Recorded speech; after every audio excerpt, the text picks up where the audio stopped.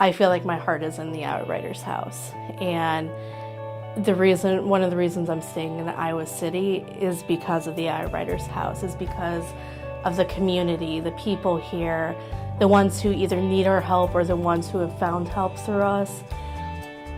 It's home, it's family, it's a community, and that's so important.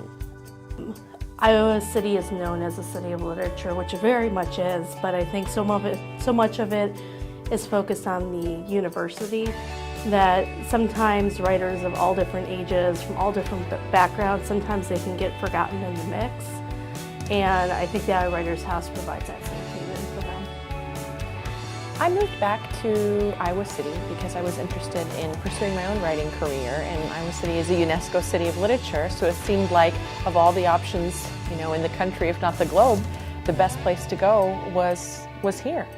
And what really surprised me when I moved here was that all of my expectations about there being a wonderful literary community that was easy to plug into were actually met with the fact that there was a wonderful literary community that I felt very outside of.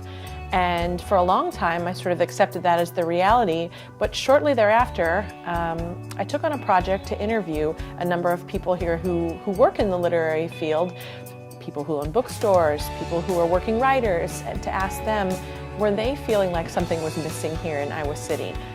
Did they think we should have a literary center, or that there should be a better opportunity for writers to meet each other and to support each other, and even an opportunity to continue your education as someone who's an up-and-coming writer? And the general consensus was we were missing something. There are several communities, rooms of the house. The first was started last year in January, actually almost an entire year ago in January. That's the Violet Realm. That's the science fiction and fantasy room. And it's the oldest room, it's the most well attended. I've been there almost every meeting since it started. The next room to be created was the Great Green Room, and that is our children's writing and illustration and young adult writing. There's also the Scarlet Room, that's our romance room. The Rainbow Room is a room for LGBT writers.